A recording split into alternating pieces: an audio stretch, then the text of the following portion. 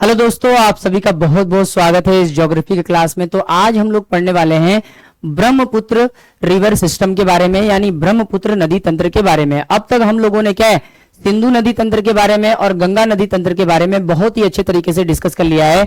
तो आज हम लोग पढ़ने वाले हैं ब्रह्मपुत्र रिवर सिस्टम यानी ब्रह्मपुत्र नदी तंत्र के बारे में। आज हम लोग ब्रह्मपुत्र नदी के बारे में जानेंगे, उसके उद्गम के बारे में जानेंगे, वो तिब्बत में कितने किलोमीटर बहती है, भारत में कितने किलोमीटर बहती है, और वो पद्मा नदी से जाकर मिल जाती है और मेघना नदी का निर्माण होता है, और वही क्या है, सुंदरवन डेल्टा का निर्माण करती है। ये सारा कुछ हम लोग सीखने का प्रयास करेंगे। और इसके साथ साथ ब्रह्मपुत्र की जितनी भी सहायक नदियां हैं, चाहे वो मानस नदी हो, चाहे तीस्ता नदी हो, सुबनसिरी नदी हो, लोहित नदी हो, दिबांग नदी हो, ये सब की हम क्या करेंगे, बहुत ही अच्छे तरीके से डिस्कस करेंगे।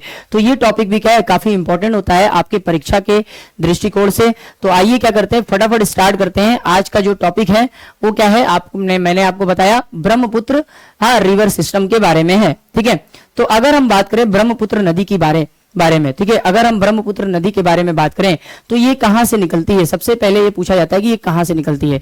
तो ये तिब्बत के कैलाश श्रेणी के पास मानसरोवर झील है, उसके निकट एक ग्लेशियर है जिसको हम लोग बोलते हैं चेमायुंगडुंग ग्लेशियर, वहां से ये नदी निकलती है। ठीक है, वहां से ये नदी निकलती है।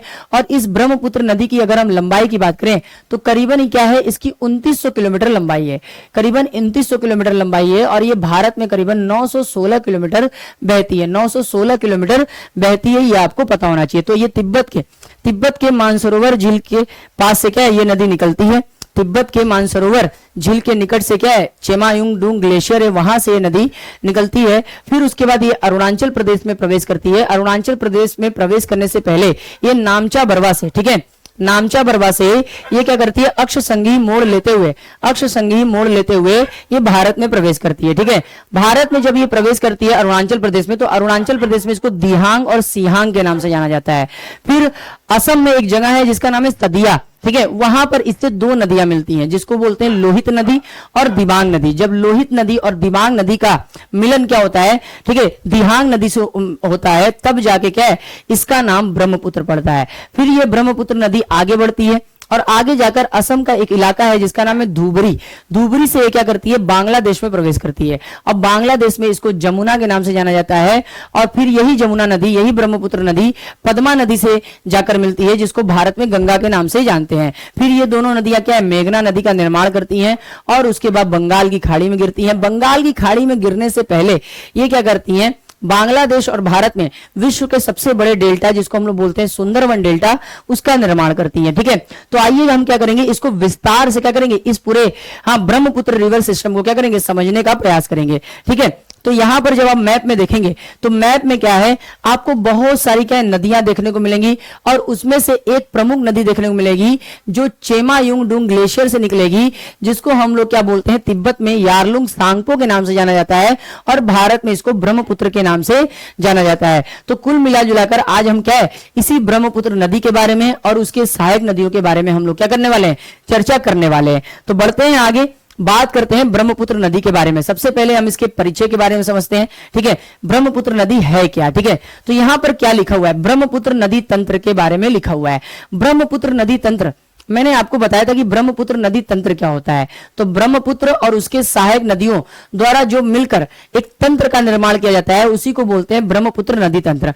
जब मैं ब्रह्मपुत्र नदी तंत्र की बात करूंगा तब तक समझ जाना कि मैं ब्रह्मपुत्र नदी की भी बात कर रहा हूं और उसके साथ साथ उसके सहायक नदियों के बारे में भी बात कर रहा हूं। ठीक है, तो यहां पर हम क्या करेंगे, सबसे पहले उसके परिचय के बारे में जानने का प्रयास करेंगे, ब्रह्मपुत्र नदी के बारे में। ठीक है, ब्रह्मपुत्र नदी को ब्रह्मा का पुत्र भी कहा जाता है। ठीक है, पौराणिक मान्यताओं के अनुसार इसको ब्रह्मा का पुत्र भी कहा जाता है। तो यहां पे यही लिखा हुआ है कि ब्रह्मपुत्र नदी विश्व की सबसे बड़ी नदियों में से एक है ना, सबसे बड़े नदियों में से एक है।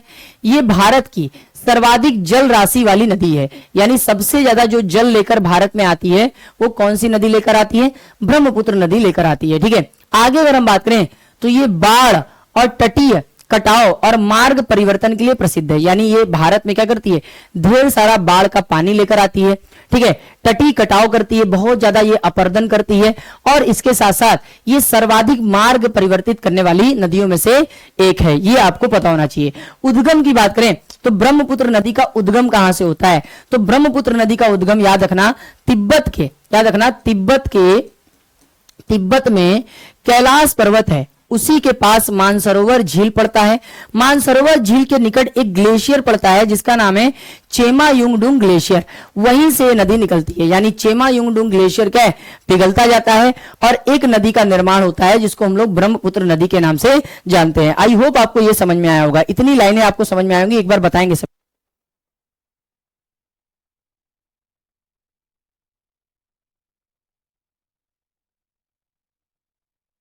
बताएंगे सभी लोग, ठीक है। तो एक बार फिर से ध्यान रखिएगा, ब्रह्मपुत्र नदी का उद्गम कहां से होता है?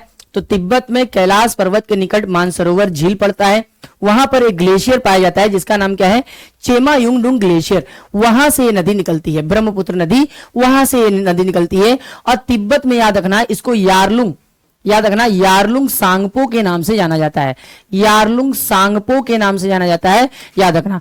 सांगपो का मतलब होता है शोधक यानी शुद्ध करने वाली नदी, ठीक है। सांगपो का मतलब क्या होता है, ठीक है, शोधक होता है यानी शुद्ध करने वाली नदी, ठीक है। तो तिब्बत में इसे किस नाम से जाना जाता है? तो यारलुंग सांगपो के नाम से जाना जाता है। आगे अगर हम डिस्कस करें तो ब्रह्मपुत्र की लंबाई कितनी है? तो कुल लंबाई इसकी कितनी है? 2900 किलोमीटर, ठीक है। ब्रह्मपुत्र की टोटल जो क्या लेंथ है वो कितना है? 2900 किलोमीटर। अगर आपसे पूछे भारत में इसकी कितनी लंबाई है, तो भारत में आप बताओगे 916 किलोमीटर क्या है, ये नदी बहती है, ठीक है। तो वही लिखा हुआ है कि भारत में इसकी लंबाई कितनी है? 916 किलोमीटर है। कितना है? 916 किलोमीटर है। ये चीजें आपको पता होना चाहिए।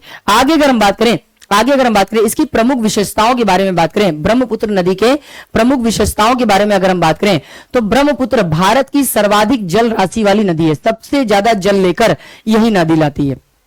यही नदी क्या है, सबसे ज्यादा जल लेकर भारत में प्रवेश करती है। फिर अगर हम बात करें, ये नदी बाढ़ लाने वाली नदी है, मार्ग परिवर्तन करने वाली नदी है, तटीय अपर्दन करने वाली नदी भी है, ठीक है। इतने नामों से क्या है, प्रसिद्ध है नदी। फिर अगर हम इसके बारे में और डिस्कस करें तो इसकी सहायक नदियां, इसकी जितनी भी सहायक नदियां हैं जैसे सुबनसिरी है, ठीक है, एक जिया भरली नदी है, एक मानस नदी है, तिस्ता नदी है, दिबांग नदी है, लोहित नदी है ना, तो इसकी सहायक नदियां अत्यधिक वर्षा वाले क्षेत्रों से होकर बहती हैं, जिससे भारी मात्रा में क्या करती हैं, अवसाद लेकर आती हैं, ठीक है। तो इसकी सहायक नदियां भी क्या है, इसी की तरह क्या है, बहुत ज्यादा अपर्दन करती हैं, बहुत ज्यादा अवसाद लेकर आती हैं और ब्रह्मपुत्र का मैदान का निर्माण उसी के अनुसार होता है, ठीक है। तो अगर आपसे पूछा जाए कि असम के मैदान या जिसको बोलते हैं ब्रह्मपुत्र का मैदान, उसके निर्माण की जिम्मेदारी कौन लेता है, तो ब्रह्मपुत्र और उसकी सहायक नदियां लेती हैं, ठीक है। तो इसकी जो सहायक नदियां हैं वो वर्षा वाले क्षेत्रों से बहती हैं, इसी कारण क्या है, ये भारी मात्रा में क्या है, अवसाद लेकर भी आती है, ठीक है। इसी कारण नदी क्या है, बार बार अपना मार्ग बदलती है। कारण यही है, जब अवसाद क्या होगा, किसी क्षेत्र में अवसाद जमा हो रहा है और वहीं से वो नदी बह रही थी, तो वो नदी क्या करेगी, अपना दिशा परिवर्तन करेगी, नदी अपना क्या करेगी, दिशा परिवर्तन करेगी। इसीलिए इसको बार बार मार्ग परिवर्तित करने वाली नदी भी कहा जाता है। इस नदी पर क्या है, अनेक बड़े नदी द्वीप भी पाए जाते हैं। जैसे एक द्वीप क्या है, एक नदी द्वीप पाया जाता है जिसको बोलते हैं मांजुली द्वीप। दुनिया का सबसे बड़ा जो नदी द्वीप है वो मांजुली द्वीप है और इस मांजुली द्वीप का निर्माण वो ब्रह्मपुत्र नदी ने ही किया है, याद रखना, ठीक है, ब्रह्मपुत्र नदी ने ही किया है। आगे अगर हम बात करें तो ये भारत की एकमात्र पुरुषवाची नदी मानी जाती है, ठीक है। बाकी सभी क्या है, नदियों का अगर हम बात करें तो वो स्त्रीवाची नदियां हैं, ठीक है। लेकिन ब्रह्मपुत्र क्या है, एक पुरुषवाची क्या है, नदियां है, मैस्कुलिन रिवर है, ये आपको पता होना चाहिए, ठीक है। आगे अगर हम बात करें तो गंगा और सिंधु की तरह ये भी क्या है, हिमालय से निकलती है, बिल्कुल हिमालय से निकलती है। ये तिब्बत में कैलाश पर्वत श्रेणी के निकट चेमायुंगडुंग ग्लेशियर है, वहां से नदी निकलती है, ये आपको पता होना चाहिए। आगे अगर हम इस नदी के बारे में डिस्कस करें तो थोड़ा सा मैप के माध्यम से डिस्कस करना क्या है, बहुत ही ज्यादा जरूरी है, ठीक है। मैप के माध्यम से इसको डिस्कस करना इस नदी के बारे में बहुत ज्यादा जरूरी है, ठीक है। तो आप देखोगे, आप तिब्बत में देखोगे, तिब्बत के पठार पर देखोगे तो आपको कैलाश श्रेणी दिखेगी। क्या दिखेगी, कैलाश श्रेणी। और इसी कैलाश श्रेणी के पास आपको क्या है, मानसरोवर झील दिखेगा, ठीक है। यहां पर आपको कैलाश दिखेगा, कैलाश श्रेणी, और इसी कैलाश श्रेणी के पास आपको मानसरोवर झील दिखेगा और इसी के पास आपको क्या है, चेमायुंगडुंग ग्लेशियर दिखेगा। यहां से ये नदी क्या है, यहां से ये नदी निकलती है, ठीक है। तो तिब्बत में बहती है तो तिब्बत में इसको क्या है, यारलुंग सांगपो के नाम से जाना जाता है। जब ये तिब्बत में बहती है तो ये पूर्व दिशा की ओर बहती है। किस दिशा की ओर बहती है? पूर्व दिशा की ओर। देखिए ये नदी क्या है? ये ब्रह्मपुत्र नदी प्रवाहित हो रही है। तो तिब्बत में इसको यारलुंग सांगपो के नाम से जाना जाता है। फिर यहां पर आपको देखने को मिलता है नामचा बरवा। नामचा बरवा पर्वत देखने को मिलता है। क्या देखने को मिलता है? नामचा बरवा पर्वत। नामचा बरवा पर्वत से ये नदी क्या है? अक्ष संघी मोड़ के कारण क्या करती है? अरुणाचल प्रदेश में प्रवेश करती है। ठीक है, अरुणाचल प्रदेश में प्रवेश करते समय इस जगह पर ये एक दर्रे का निर्माण करती है जिसको यांग याप दर्रा बोला जाता है। ठीक है, तो यांग याप दर्रे के माध्यम से ये अरुणाचल प्रदेश में प्रवेश करती है और एक बहुत बड़े गॉर्ज का भी निर्माण करती है जिसको हम लोग क्या बोलते हैं? दिहांग गॉर्ज बोलते हैं। फिर से देख लीजिए। ठीक है, ये नदी क्या है? चेमायुंगडुंग ग्लेशियर से निकलती है।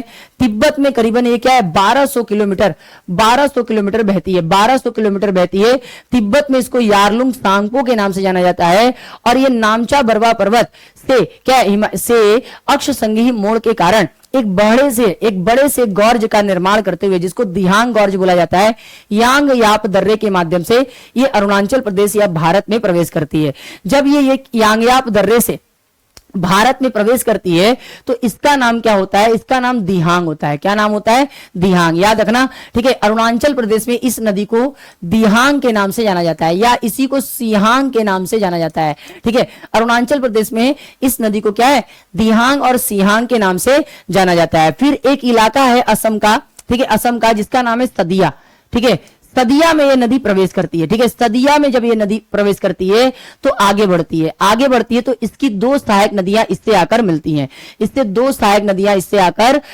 हैं। याद रखना, एक नदी का नाम है दिबांग नदी और एक नदी का नाम है लोहित नदी। ये दोनों नदियां क्या है? यहां पर असम के सदिया में आकर ब्रह्मपुत्र नदी से मिलती है और यही असम के सदिये से ही इस नदी का निर्माण होता है और इसका नाम क्या पड़ता है? ब्रह्मपुत्र पड़ता है। ठीक है, याद रखना, तिब्बत में इसको यारलुंग सांगपो के नाम से जाना जाता है, अरुणाचल प्रदेश में इसको दिहांग और सिहांग के नाम से जाना जाता है और जब ये असम के सदिया में ये लोहित और दिबांग नदी से मिलती है तब इसका नाम क्या पड़ता है? ब्रह्मपुत्र पड़ता है। ठीक है, ब्रह्मपुत्र पड़ता है। और जब लोहित नदी क्या है? लोहित नदी जब ग्लेशियर से निकलती है तो इसके ऊपर क्या है? एक ब्रिज बनाया गया है भारत सरकार के द्वारा जिसको हम लोग भूपेंद्र हजारिका ब्रिज बोलते हैं। ठीक है, भूपेंद्र हजारिका ब्रिज किस पर बनाया गया है?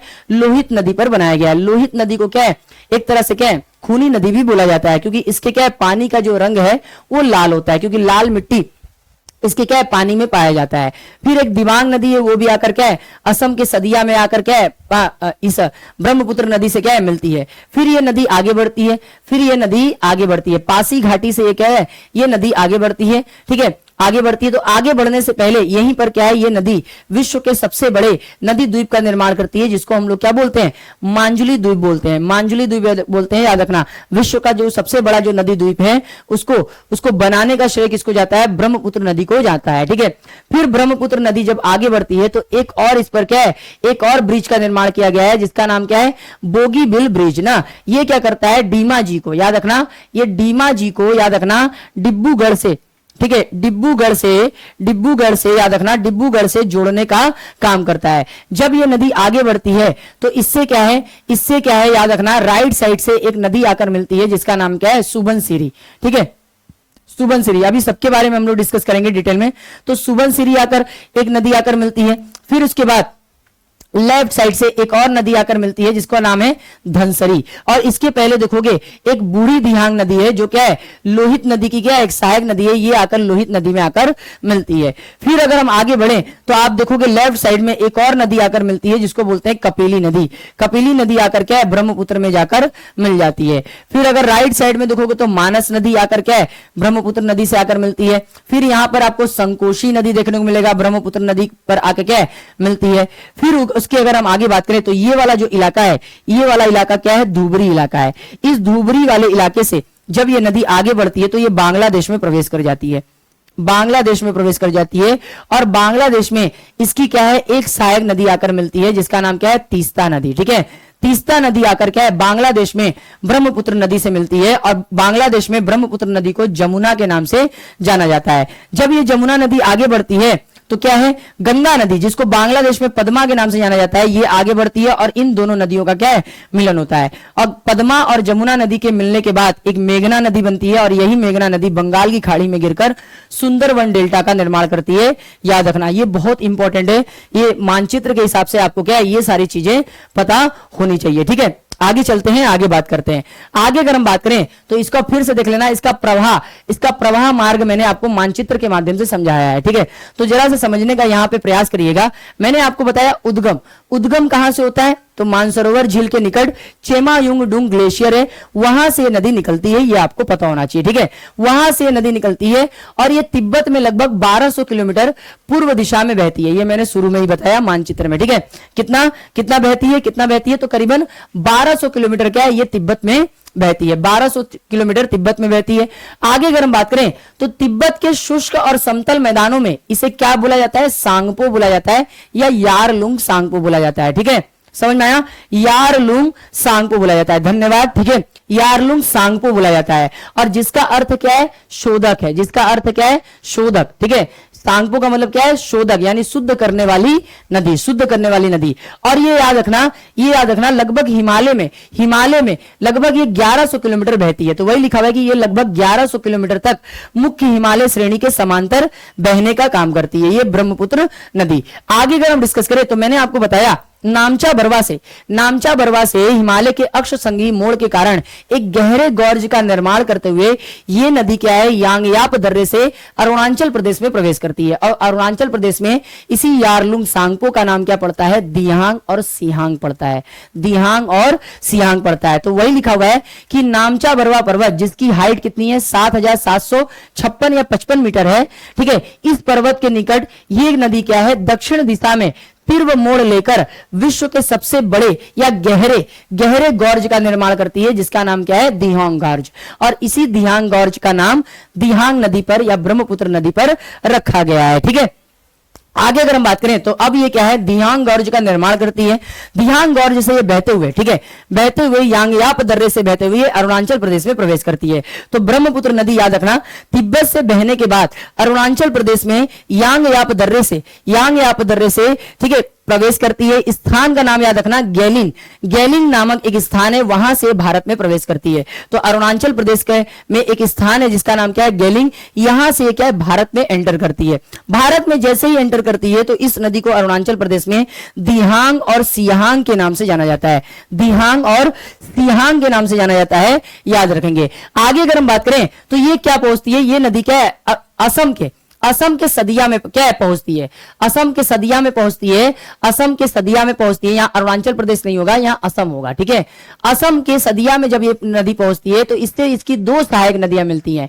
एक आपकी लोहित नदी है और एक आपकी क्या है, दिबांग नदी है। ये दोनों नदियां क्या है, यहां पर क्या है आकर ठीक है इस नदी से मिलती है और इसी के बाद इस नदी का नाम क्या पड़ता है, ब्रह्मपुत्र पड़ता है। याद रखना, पूरे भारत में ये नदी ब्रह्मपुत्र नदी के नाम से जानी जाती है। तो वही लिखा हुआ है कि दिबांग और लोहित नदियों के मिलने के बाद यह असम में ब्रह्मपुत्र कहलाती है। असम घाटी में लगभग ये 750 किलोमीटर पश्चिम की दिशा में बहती है। देखिए मैप में आप देखोगे तो इस नदी की क्या है, इस नदी का क्या है, अक्ष संगी मोड़ के हिसाब से देखोगे ये फिर नदी ये पश्चिम में बहना चालू कर देती है। तिब्बत में पूर्व दिशा की ओर बहती है, जब भारत में आती है तो ये पश्चिम की ओर बहना चालू कर देती है। ठीक है, आगे अगर हम डिस्कस करें, इसके बाद ये बांग्लादेश में पहुंचती है। ठीक है, असम का एक इलाका है, मैंने बताया था धुबरी, वहां से बांग्लादेश में एंटर करती है और दक्षिण दिशा में बहना चालू कर देती है। ठीक है, ऐसे पश्चिम दिशा से दक्षिण दिशा में बहना चालू कर देती है। फिर इसके बाद क्या है, इसकी एक सहायक नदी है तीस्ता नदी, ये बांग्लादेश में ब्रह्मपुत्र नदी से क्या है जाकर मिलती है और उसके बाद इस नदी का नाम क्या पड़ता है, जमुना। तो ब्रह्मपुत्र नदी को ठीक है तिब्बत में यारलुंग सांगपो के नाम से, अरुणाचल प्रदेश में दिहांग और सिहांग के नाम से, और असम में बहने के बाद ब्रह्मपुत्र के नाम से, और बांग्लादेश में इसको जमुना के नाम से जाना जाता है। आई होप आपको समझ में आया होगा। आगे चलकर ये गंगा नदी में भी मिलती है। गंगा को भारत में गंगा और बांग्लादेश में क्या है, पद्मा के नाम से जानते हैं। ठीक है, पद्मा के नाम से जानते हैं। तो ये आगे चलकर पद्मा से मिलती है। इसके साथ क्या है, मेघना नदी का निर्माण होता है और यही मेघना नदी विश्व के सबसे बड़े डेल्टा जिसका नाम क्या है, सुंदरवन डेल्टा, ये बनाती है। ठीक है, और फिर ये दोनों नदियां यानी मेघना नदी जाकर बंगाल की खाड़ी में गिर जाती है। बंगाल की खाड़ी में गिर जाती है, याद रखना। आगे अगर हम बात करें तो इसका क्या है, विभिन्न क्षेत्रों में अलग अलग नाम है, जैसा मैंने आपको बताया। तिब्बत में इसको सांगपो के नाम से जानते हैं, अरुणाचल प्रदेश में इसको दिहांग और इसके साथ साथ सिहांग के नाम से जानते हैं, याद रखना। असम में इसको ब्रह्मपुत्र, और भारत में भी इसको ब्रह्मपुत्र के नाम से जाना जाता है। भारत में भी इसको ब्रह्मपुत्र नदी के नाम से जाना जाता है।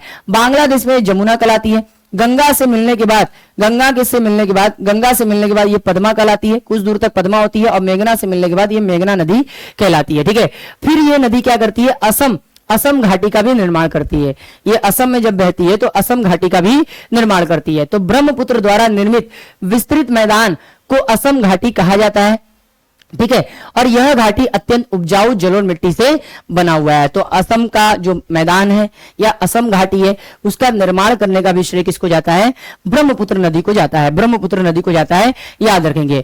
अब नदी द्वीपों के बारे में चर्चा कर लें, जिसमें मैंने आपको एक नदी द्वीप बताया, मांजुली। अब नदी द्वीप क्या होता है, नदियों के पानी से घिरा हुआ भूमि का वह टुकड़ा जो चारों ओर से पानी से घिरा होता है, या भूमि का वह टुकड़ा जो चारों ओर से नदियों के पानी से घिरा होता है, उसी को हम नदी द्वीप बोलते हैं। ठीक है, पूरे विश्व का सबसे बड़ा जो नदी द्वीप निर्माण करने का श्रेय जाता है वो ब्रह्मपुत्र नदी को जाता है, जिसका नाम क्या है, मांजुली द्वीप। ठीक है, मांजुली द्वीप। तो वही लिखा हुआ है कि मांजुली विश्व का सबसे बड़ा नदी द्वीप है, इसके निर्माण का श्रेय ब्रह्मपुत्र नदी को जाता है। और विश्व के सबसे छोटे नदी द्वीप जिसका नाम उमानंद द्वीप है, इसका भी निर्माण कौन करता है, ब्रह्मपुत्र नदी करता है ना। तो विश्व का सबसे छोटा आबाद नदी द्वीप माना जाता है उमानंद द्वीप। ठीक है, और इसी उमानंद द्वीप के किनारे क्या है, एक मंदिर है भगवान शंकर का, जिसको उमानंद मंदिर के नाम से जाना जाता है। ठीक है, और ये गुवाहाटी में आपको देखने को मिलेगा। और विश्व का जो सबसे बड़ा जो नदी द्वीप है उसका नाम है मांजुली, वो मांजुली जिले में देखने को मिलेगा।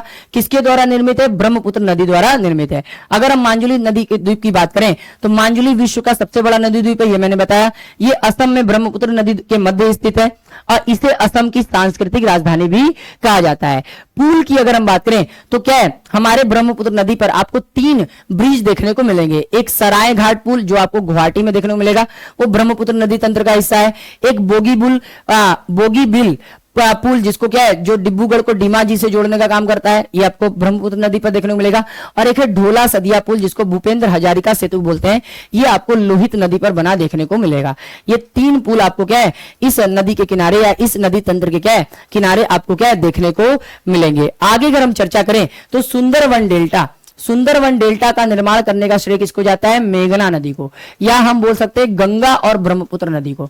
गंगा प्लस ब्रह्मपुत्र नदी को क्या है, सुंदरवन डेल्टा का निर्माण करने का श्रेय जाता है। ठीक है, तो वही लिखा हुआ है कि गंगा, ब्रह्मपुत्र और मेघना द्वारा निर्मित विश्व का यह सबसे बड़ा डेल्टा है। भारत और बांग्लादेश में क्या है, स्थित है। प्रसिद्ध रॉयल बंगाल टाइगर के लिए प्रसिद्ध है, और विश्व का सबसे बड़ा सक्रिय डेल्टा है।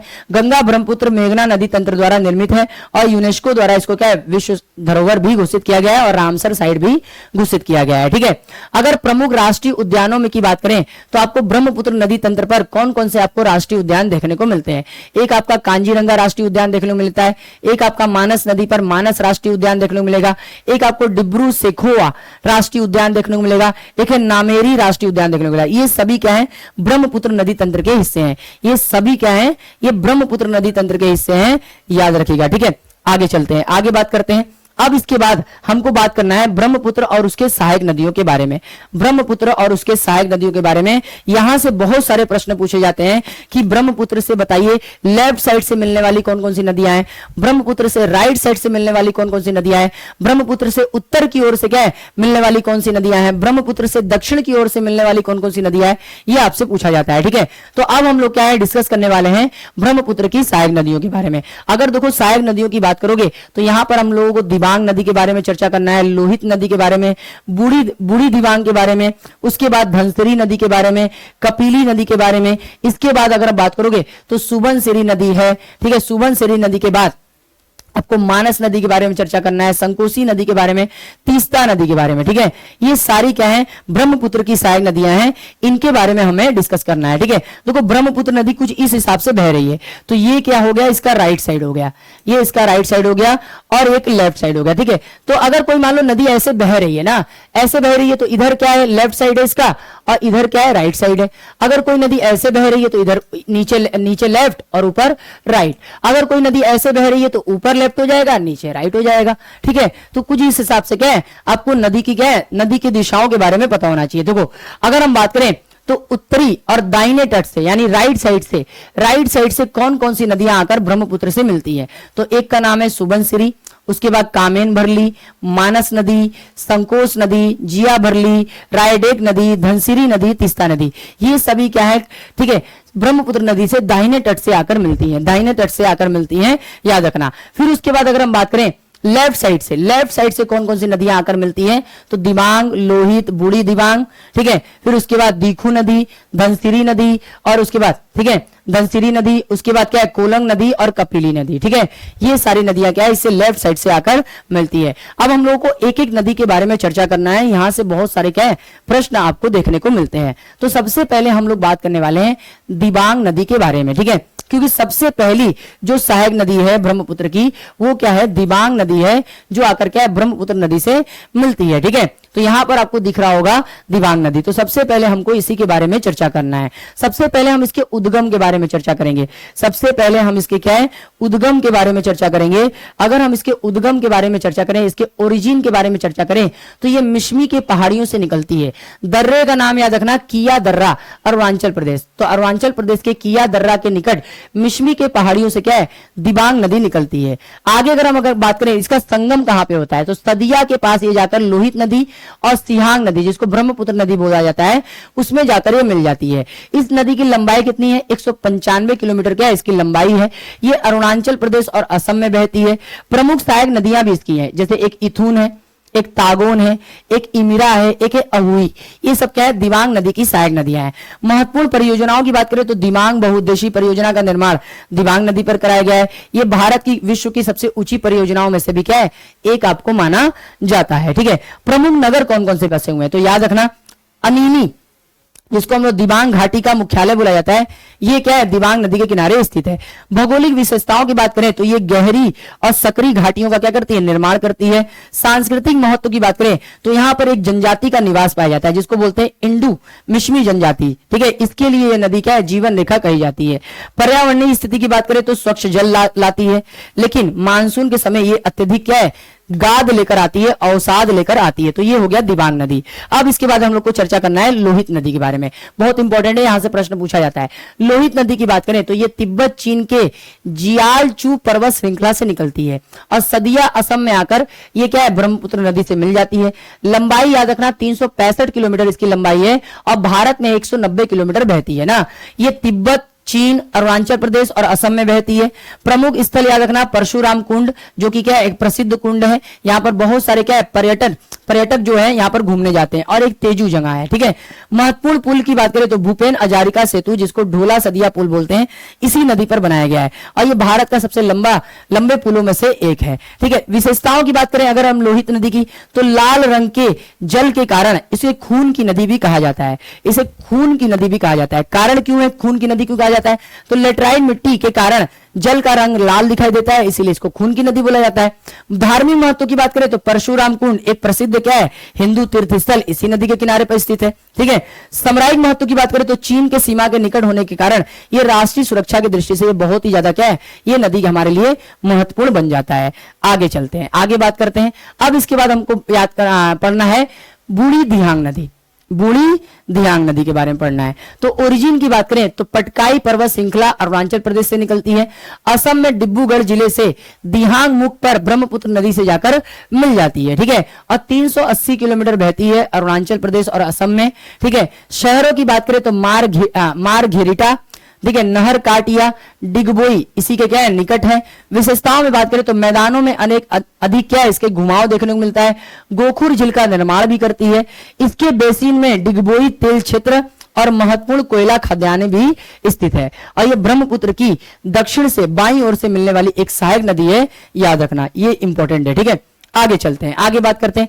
अब इसके बाद एक नदी और है जिसका नाम है दीखू नदी। ठीक है, दीखू नदी ये भी ब्रह्मपुत्र की सहायक नदी है। ठीक है, इसका जो उद्गम होता है जुन्हे बोटो जिले की पहाड़ियों से नागालैंड से होता है। असम में ये शिवसागर जिले में आती है और ब्रह्मपुत्र नदी से मिल जाती है। 200 किलोमीटर इसकी लंबाई है। ये नागालैंड और असम में बहती है।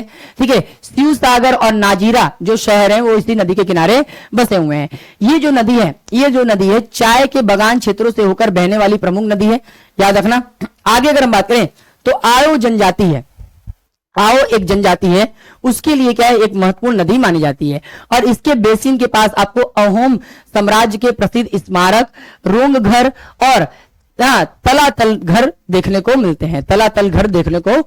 हैं। इसके बाद अगर हम बात करें तो एक और नदी जिसका नाम क्या है, धनसिरी नदी। ठीक है, धनसिरी नदी बहुत इंपॉर्टेंट है। धनसिरी नदी, इसका ओरिजिन कहां से होता है, तो लेसांग ग्लेशियर है या लेसांग चोटी, नागालैंड से इसका उद्गम होता है और असम के गोलाघाट जिले में आकर ब्रह्मपुत्र नदी से मिल जाती है। 352 किलोमीटर बहती है और लगभग 1220 वर्ग किलोमीटर का एरिया कवर करती है।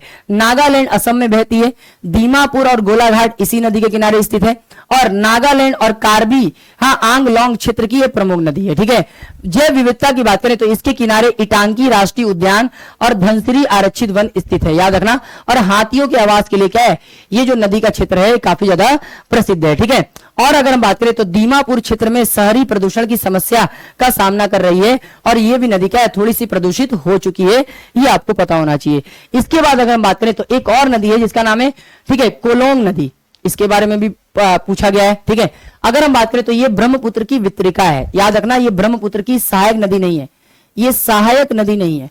सहायक नदी क्या है, ये नहीं है, सहायक नदी नहीं है, ये एक वितरिका है, याद रखना। ये इससे प्रश्न बहुत बार पूछा गया है। ठीक है, वितरिका है। ठीक है, एक शाखा है, याद रखना। कहां से निकलती है ये, कहां से क्या है, ब्रह्मपुत्र से अलग होती है। कहां से ये ब्रह्मपुत्र से अलग होती है तो उसका स्थान का नाम है जकलाबंधा। असम के पास ब्रह्मपुत्र से ये अलग होती है। ठीक है, और फिर जाकर असम में मिल भी जाती है, ये भी याद रखना। ठीक है, और मुहाना की बात करें तो काजली मुख गुवाहाटी के पास पुनः ये ब्रह्मपुत्र में मिल जाती है। पहले ब्रह्मपुत्र से अलग होती है और फिर जाकर ब्रह्मपुत्र में मिल जाती है, याद रखना। और लगभग इसकी 250 किलोमीटर क्या लंबाई है। ये पूर्णतः असम नगांव, मोरीगांव और कामरूप जिले में क्या स्थित है और प्रमुख जो शहर है नगांव इसी के किनारे बसा हुआ है। विशेषता की बात करें तो ब्रह्मपुत्र से निकलकर पुनः उसी में मिल जाने की क्या है, कला इसके पास है, यानी इसकी विशेषता है। ठीक है, आगे अगर हम बात करें तो 2010 के दशक में अत्यधिक प्रदूषित और सूखने की स्थिति में ये पहुंच गई है और इस नदी के क्या है, पुनर्जीवन पर काम किया जा रहा है ताकि ये नदी क्या है, पूरी तरीके से सूख न जाए। ठीक है, एक और नदी याद रखना, कपिली नदी इंपॉर्टेंट है। ठीक है, उद्गम कहां से होता है तो मवफक्लोंग। ठीक है, मवफक्लोंग मेघालय के पठार, या सीधा बोलो मेघालय के पठार से नदी निकलती है और असम के मोरीगांव जिलों में कोलोंग नदी में जाकर मिल जाती है, यानी ये कोलोंग नदी की सहायक नदी है और 290 किलोमीटर बहती है। मेघालय और असम में बहती है। ब्रह्मपुत्र की प्रमुख और तीव्र प्रभाव वाली बाईं ओर से सहायक नदी है, याद रखना। कपिली जल विद्युत परियोजना का निर्माण इसी नदी पर कराया गया है, याद रखना। विशेषताओं की बात करें तो इसमें चूना पत्थर के क्षेत्रों से होकर ये बहती है और कई सुंदर जलप्रपात का भी निर्माण ये नदी करती है। ठीक है, आगे चलते हैं। पर्यावरणीय समस्याओं की बात करें तो कोयला खान से निकलने वाली अम्लीय जल के कारण इस नदी का पानी क्या है, प्रदूषित हो रहा है और अम्लीय हो गया है, याद रखना। ठीक है, और अगर हम बात करें तो प्रदूषण के कारण जलीय जीवों को भारी नुकसान देखने को मिला है। अब इसके बाद बात करना है सुबनसिरी। ठीक है, सुबनसिरी ये सब राइट साइड से क्या मिलने वाली नदी है। ठीक है, सुबनसिरी की बात करें तो ये तिब्बत चीन से हिमालय वाले क्षेत्र से निकलती है और असम के लखीमपुर जिले में ये ब्रह्मपुत्र नदी से मिल जाती है। 442 किलोमीटर क्या इसकी लंबाई है और भारत में 318 किलोमीटर बहती है सुबनसिरी। ठीक है, आगे अगर हम बात करें तो ये तिब्बत क्षेत्र से अरुणाचल प्रदेश में और असम में बहती है और विशेष नाम इसको गोल्ड नदी भी कहा जाता है। क्यों गोल्ड नदी कहा जाता है, इसमें पहले सोने के कण पाए जाते थे। ठीक है, विशेषता की बात करें तो ये ब्रह्मपुत्र की सबसे बड़ी सहायक नदी है। सबसे इंपॉर्टेंट पॉइंट, ये ब्रह्मपुत्र की सबसे बड़ी सहायक नदी है, ढेर सारी मात्रा में जल लाकर ब्रह्मपुत्र में विसर्जित करती है। ठीक है, परियोजनाओं की बात करें तो लोअर सुबनसिरी जल विद्युत परियोजना इसी नदी पर बनाया गया है। इसके अलावा भारत की सबसे बड़ी run of the run river जल विद्युत परियोजना का निर्माण इसी नदी पर किया गया है। पहाड़ों में गहरी घाटियां ये बनाती है और इसके साथ साथ मैदानों में प्रवेश करने पर असम में बाढ़ की समस्या भी क्या करती है, सुबनसिरी नदी उत्पन्न करती है। ठीक है, चलो आगे बढ़ते हैं। आगे बात करते हैं एक और नदी है जिसका नाम है कामेंग, इसी को जिया भरली नदी भी बोला जाता है। तो तवांग जिले में गोरीचंद चोटी के पास से ये नदी निकलती है। ठीक है, नदी निकलती है। मुहाना याद रखना, ये असम में तेजपुर के पास ब्रह्मपुत्र नदी में मिल जाती है। 264 किलोमीटर इसकी लंबाई है। ये अरुणाचल प्रदेश और असम में बहती है। ठीक है, अरुणाचल प्रदेश में कामेंग, असम में जिया बरली के नाम से जाना जाता है। यानी अरुणाचल प्रदेश में इस नदी को कामेंग के नाम से जाना जाता है और असम में इसको जिया भरली के नाम से जाना जाता है। प्रमुख शहर में याद रखना तो भालूकपोंग और सेप्पा इस नदी के किनारे स्थित है। कामेंग जल विद्युत परियोजना का निर्माण इसी नदी पर किया गया है। इसके बेसिन में पक्के टाइगर रिजर्व और कामेंग हाथी रिजर्व भी स्थित है। रिवर राफ्टिंग के लिए काफी ज्यादा प्रसिद्ध नदी है। याद रखना, इस पर रिवर राफ्टिंग क्या है, बहुत ज्यादा मात्रा में पर्यटक करते हुए देखने को मिलेंगे। मानस नदी मोस्ट इंपॉर्टेंट। ठीक है, ये सबसे ज्यादा क्या है, सिंधु की ब्रह्मपुत्र की सबसे क्या है, सहायक नदियों में से एक है। इससे भी बहुत सारे प्रश्न आपके क्या है, एग्जाम में पूछे जाते हैं ना। उद्गम की बात करें तो तिब्बत और भूटान के हिमालय क्षेत्र से यह नदी निकलती है ना, और असम के जोगी घोपा के पास ब्रह्मपुत्र नदी से आकर मिल जाती है। 376 किलोमीटर इसकी लंबाई है। ये भारत में 104 किलोमीटर बहती है। तिब्बत, भूटान, असम से बहती है। ठीक है, अगर हम आगे बात करें तो भारत और भूटान की महत्वपूर्ण अंतरराष्ट्रीय क्या है, नदी है, याद रखना, इंटरनेशनल रिवर है। प्रमुख नगर की बात करें तो बारपेटा रोड इसके निकट स्थित है। जैव विविधता की बात करें तो यह नदी मानस राष्ट्रीय उद्यान के लिए भी क्या है, प्रसिद्ध है। उसके बीचों बीच से होकर बहती है। मानस राष्ट्रीय उद्यान एक यूनेस्को द्वारा क्या है, विश्व धरोहर भी घोषित किया गया है। यह रॉयल बंगाल टाइगर और एक सिंग वाले गेंडे और पिग्मी हॉक के लिए क्या है, काफी ज्यादा ये नदी या ये जो स्थल है ये जाना जाता है। एक और इंपॉर्टेंट नदी जिसका नाम है संकोश नदी। ठीक है, उद्गम कहां से होता है तो उत्तरी भूटान के हिमनदी क्षेत्र मोचू या पोचू नदियों से मिलकर, ठीक है, मोचू और पोचू नदियों से मिलकर संकोश नदी का निर्माण होता है। हिमालय क्षेत्र उत्तरी भूटान से निकलती है। असम बांग्लादेश के सीमा के पास, याद रखना, असम और बांग्लादेश के सीमा के पास ब्रह्मपुत्र नदी में आकर मिल जाती है और 320 किलोमीटर इसकी लंबाई है। ये भूटान में बहती है, असम में बहती है और पश्चिम बंगाल में बहती है। असम और पश्चिम बंगाल के बीचों बीच प्राकृतिक सीमा बनाने का भी काम करती है। ठीक है, भूटान में इसका नाम मोचू, याद रखना, और पोचू है, यानी दो सरिताओं से मिलकर गया इस नदी का निर्माण होता है ना। आगे अगर हम डिस्कस करें तो संकोश बहुउद्देशीय परियोजना इस नदी पर क्या है, बनाया गया है, जो भारत और भूटान की एक संयुक्त परियोजना है ना। और जल विद्युत उत्पादन और संकोश तीस्ता लिंक नहर के माध्यम से सिंचाई होता है। इसके बाद अगर हम बात करें तो भूटान की सबसे बड़ी नदियों में से क्या है, एक नदी क्या है, संकोश नदी को भी माना जाता है। इसके बाद आप बात करेंगे एक और नदी है ब्रह्मपुत्र की सहायक, जिसको बोलते हैं रायडक नदी या रायडेक नदी। तिब्बत भूटान सीमा से हिमालय वाले क्षेत्र से निकलती है और बांग्लादेश के कुरीग्राम जिले के पास जाकर ब्रह्मपुत्र नदी से मिल जाती है या जमुना से मिल जाती है। 370 किलोमीटर क्या इसकी लंबाई है। ये भूटान में बहती है, पश्चिम बंगाल में बहती है और बांग्लादेश में बहती है ना। हाँ, भूटान में इसको वांगचू या वांगचू नदी के नाम से जाना जाता है। भूटान में इसको वांगचू नदी के नाम से और भारत में इसको रायडेक नदी के नाम से जाना जाता है। यह भी एक अंतरराष्ट्रीय नदी है। चूखा जल विद्युत परियोजना मोस्ट इंपॉर्टेंट, बहुत बार पूछा जाने वाला क्वेश्चन। चूखा जल विद्युत परियोजना किस नदी पर बना है, वांगचू नदी पर या रायडेक नदी पर, याद रखना। ठीक है, आगे अगर हम बात करें तो भूटान की अर्थव्यवस्था में जल विद्युत उत्पादन का यह प्रमुख स्रोत है। ठीक है, भारत और भूटान के सहयोग से इस पर क्या है, दो प्रमुख परियोजनाओं का क्या है, निर्माण किया जा रहा है। इसके बाद आप बढ़ते हैं, एक है धरला नदी, ये भी इंपॉर्टेंट नदी है, ये भी ब्रह्मपुत्र की सहायक नदियों में से एक है ना। ओरिजिन की बात करें तो ये पूर्वी सिक्किम के जलब झील जलेपा दर्रे के निकट से निकलती है और बांग्लादेश के कुरीग्राम जिले में ब्रह्मपुत्र नदी से मिल जाती है। 201 किलोमीटर क्या है इसकी लंबाई है, याद रखना, 201 किलोमीटर। सिक्किम में बहती है, पश्चिम बंगाल में बहती है और बांग्लादेश में बहती है ना। और भारत में इसका क्या नाम है, जलढाका नदी ना। बांग्लादेश में इसको धरला नदी बोला जाता है। प्रमुख शहर क्या है, कुरीग्राम इसके निकट स्थित है। भारत और बांग्लादेश की महत्वपूर्ण अंतर्राष्ट्रीय नदी है। और पर्यावरणीय स्थिति की बात करें तो मानसून के दौरान उत्तर बंगाल और बांग्लादेश में एक बाढ़ का कारण भी बनती है। ठीक है, फिर इसके बाद बात करना है तीस्ता नदी, मोस्ट इंपॉर्टेंट। उद्गम कहां से होता है तो उत्तरी सिक्किम के चोलामू झील से और पाहुनी ग्लेशियर से क्या है इसका उद्गम होता है। बांग्लादेश के फुलचरी के पास ये ब्रह्मपुत्र नदी से जाकर मिल जाती है।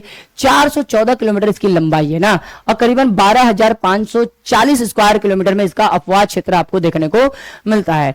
ये सिक्किम में बहती है, पश्चिम बंगाल में और बांग्लादेश में बहती है। सिक्किम की जीवन रेखा कही जाती है तीस्ता नदी और इस पर प्रमुख परियोजनाएं जैसे तीस्ता वी जल विद्युत परियोजना और अन्य तीस्ता बांध परियोजनाओं का निर्माण किया गया है। प्रमुख शहर याद रखना मंगन और जलपाईगुड़ी।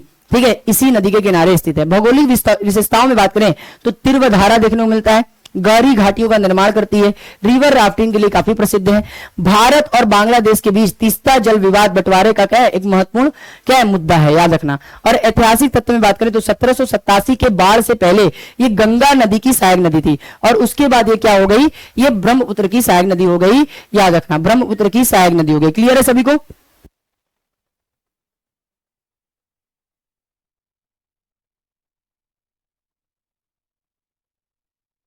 याद रखना, 1787 से पहले गंगा की सहायक नदी थी, और उसके बाद ये क्या हो गई, ये ब्रह्मपुत्र की सहायक नदी हो गई अपने मार्ग परिवर्तन के कारण। तो ये रहा आपका क्या है, ब्रह्मपुत्र नदी तंत्र, जिसको हम लोग क्या है, ब्रह्मपुत्र रिवर सिस्टम बोलते हैं। जितने भी इंपॉर्टेंट टॉपिक थे वो सब कुछ हम लोगों ने डिस्कस कर लिया, A to Z हम लोगों ने डिस्कस कर लिया, ब्रह्मपुत्र नदी के बारे में डिस्कस कर लिया, ब्रह्मपुत्र नदी सिस्टम के बारे में डिस्कस कर लिया, ठीक है, सब कुछ हम लोगों ने डिस्कस कर लिया। ठीक है, तो यहां पर क्या हुआ, जो हिमालय से निकलने वाली जितनी भी नदियां थी उसको हम लोगों ने क्या है, बहुत ही बेहतरीन तरीके से खत्म कर लिया। अब हम लोग आगे बढ़ेंगे प्रायद्वीपीय नदी तंत्र के बारे में, यानी प्रायद्वीपीय भारत से बहने वाली नदियों के बारे में डिस्कस करेंगे। तो मिलते हैं अगले क्लास में, अभी के लिए सभी को जय हिंद, जय भारत।